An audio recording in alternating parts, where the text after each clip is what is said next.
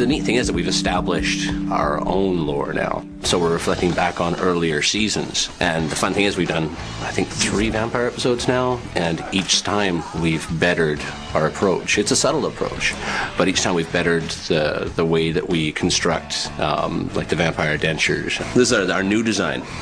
They're cool. They're, you can see the actors. Those are the actors' actual teeth. And behind this is a cast of the actors' teeth, and these are an acrylic denture, made of dental acrylic. The idea for the multi-layered fangs came directly from Eric Kripke.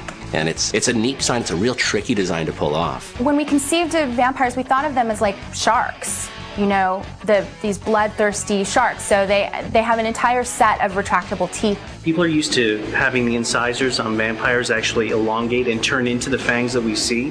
Whereas in this show, there's been a bit of a change where it's a secondary set of teeth that slide down over top of the original teeth. Having the fact of the option of that the teeth can retract and be back there instead of just a stretching of the tooth, which kind of seems weird at times.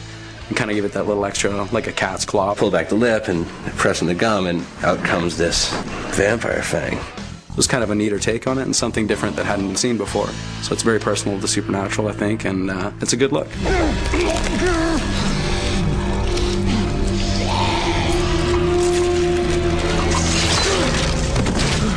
We did a great death sequence where Sam chokes out Gordon with razor wire. Pretty simple approach for us, but gruesome. We rigged some plastic razor wire with blood tubing. Just as you press it into the skin of the neck, it sinks in a little bit, and to get the blood flowing from that, and it's acted out right. It looks really nasty. We cut off Gordon's head in episode 7. And I've got a shot. I put the actor on the ground, and I shot his head, and of course it was attached to his body. And then Ivan and Grant removed his body. And there's a balance with what we can come up with. I mean, we can come up with pretty well anything. Gordon's head being cut off is one of them. It wasn't just enough to have a headless corpse lying there. No, we had to have the head rock into place and the mouth kind of, just to push it a little bit farther. This was the original plate that we ended up with. We would have had to remove his body and give him a kind of a jagged cut along his neck. This is the head as it's isolated off of his body. This is actually the 3D model with Gordon's image projected back on. So they took me down to the visual effects trailers. And they said, take a look at that. What do you think? And here's the head laying there severed, and his lips are moving, and his eyes are twitching a little bit. I said, how did you guys do that? He goes, that's not the actor. I said, what do you mean it's not the actor? There's his head right there.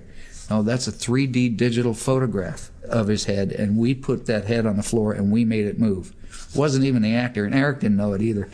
So what they can do today in 3D is just amazing. That blew me away. I didn't quite understand how they could do that, and so the amount of effort that they put into that was pretty astounding.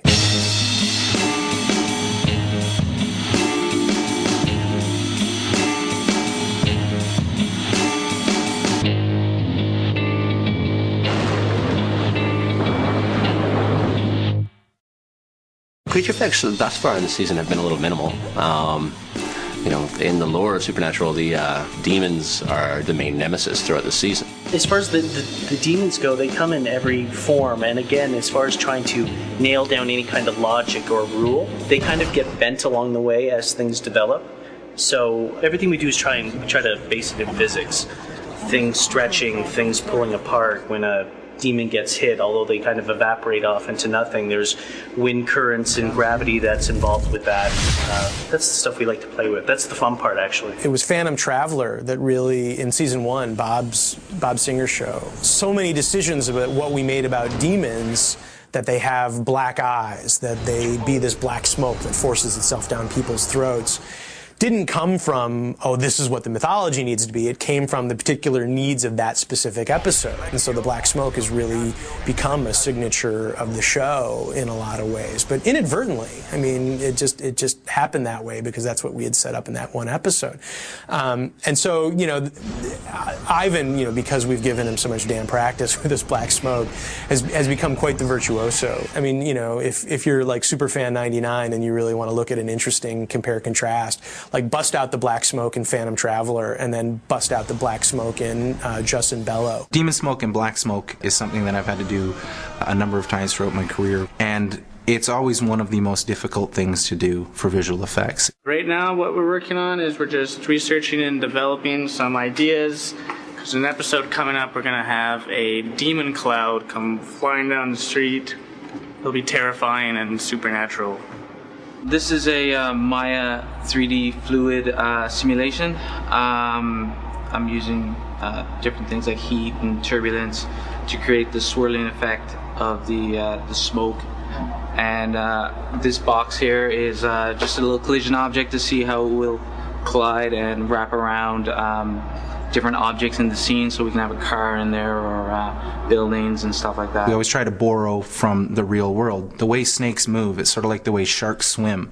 So when we start to animate our smoke moving around like a snake or making it look serpentine, it borrows from biblical, the serpent and that sort of thing, but it also gives us an engine to move our smoke around in a manner that can give sort of a predatorial or intelligence to an inanimate particle system. Having said that, this year we've come up with a whole new set of problems where we have thousands of these individual little snakes that make and comprise one big fog smoke thing that moves around. But then when it gets closer, we have to break it up into its individual pieces to show that it is indeed an army.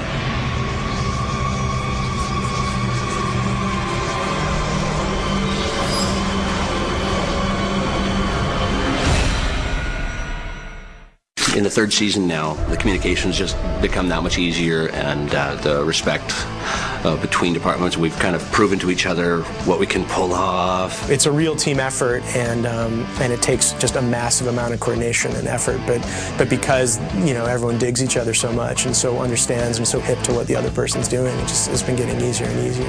I've always had a fascination with monsters, and Supernatural gives us a chance to play out different designs of those monsters. Every single show, we got to come up with a new monster, we got to establish the rules, and we got to make it look real. I think that Supernatural, and to its credit, it has this really down-to-the-ground visual language. It has more the truth of old horror movies that dealt with what you didn't see on camera. Like the horror of your own imagination being left to its own devices. It's just that less is more. Like, I don't need like a whole face to morph into a whole monster. Like, it's cooler if just the jaw opens super wide, or their eyes change color, or there's just some tiny element about them that's already built into the actor's face and the actor's performance that goes wonky, and that's creepier. Our show isn't about big creatures that erupt out of people. It's about showing that the supernatural power is there. It's something that's quicker cut. It's something that is, did I just see that over the corner? What was that?